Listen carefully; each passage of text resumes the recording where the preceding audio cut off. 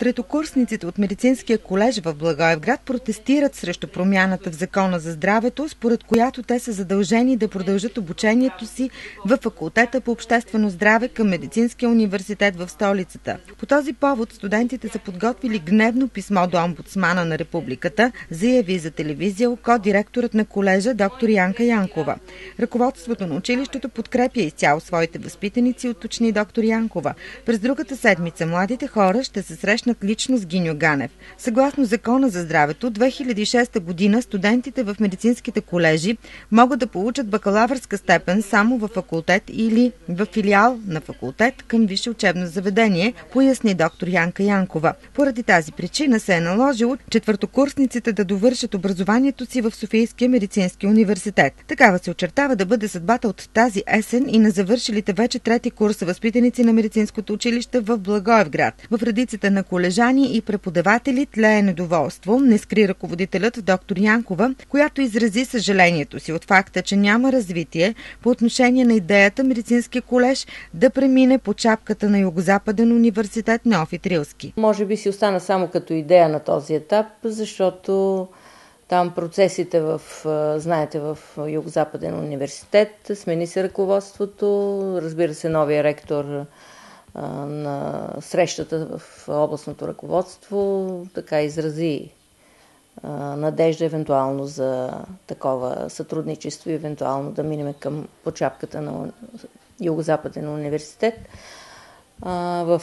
И то към новия факултет, който предстои да бъде утвърден. Доколкото знам, там нещата малко са се позабавили във връзка с това, че може би те трябва да дадат по-подробна информация по този въпрос, във връзка с акредитацията на новия факултет Обществено здраве и спорт и евентуално там да намерим своето място, наистина. Другия въпрос, който фактически зависи от това е осигуреност на преподавателски състав, евентуално за подсигуряване обучението на тези кадри, защото нашата идея и нашата цел е да запазим обучението на медицински сестри в региона. По съществуващото сега законодателство, те се обучават в факултети или филиали на факултети. До сега беше до 2006 в колежи, от 2006 по новото законодателство, промяната в Закона за здравето, те получават бакалавърска степен, а бакалавърска степен по съществуващото законодателство може да се получи само в факултет или филиал на факултет.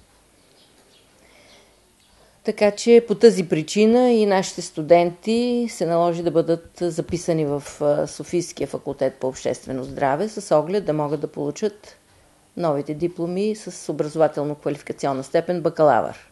Проблемът е в това, че мнозина от студентите са с нисък социален статус, поясни доктор Янкова и добави, че нищо не пречи те да довършат образованието си в базата в Благоевград. Сред обучаващите се има 5 бъдещи майки, родители на малки деца и социално слаби. Младите хора са разтревожени, както всички. Нас, разбира се, разтревожени сме и ние и целият състав тук на колежа, родителите. Направихме съответните сондажи към ръководството на Медицинския университет София, тъй като и там ръководството се смени през март тази година. Но до този момент фактически положителна за нас насока на тези въпроси няма. Студентите, които са сега четвърти курс, те се дипломират в София, за тях фактически нещата почти са приключени в тази посока. Остана въпроса с тези, които в момента са трети курс. Те завършиха изпитите си. Тук при нас се обучават. Нашето предложение беше още към старото ректорско ръководство. Те да си приключат обучението при нас и да се дипломират съответно в факултет Обществено здраве към Медицински университет София. По едно писмо на предишното ректорско ръководство, те трябва от есента от 1 октомври да се преместят в Медицинския университет София, факултет Обществено здраве. И това именно породи нашите притеснения и и отрицателно становище по този въпрос, имайки предвид тежкия материален статус, социален статус на нашите студенти.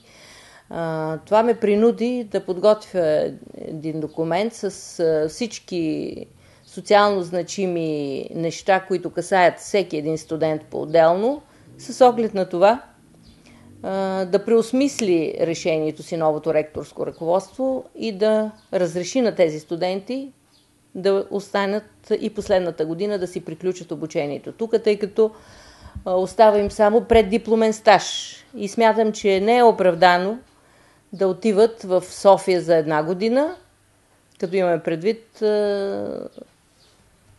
доста по-скъпия живот в столицата, а всички те са почти социално слаби. Изключвам, разбира се, и случаите, които доста деца има, които пътуват, които работят, над 50% от тях работят, за да подпомагат обучението си. Причините, довели до недоволството на студенти и преподаватели, са напълно основателни, категорична е доктор Янкова. И през тази година е обявен нулев прием за медицински сестри. В момента се обучават 11 студенти в специалност социални работници. Няма яснота за бъдещето на колежа, базата е в перфектно състояние, 8-те преподаватели са хора с ценз и стаж.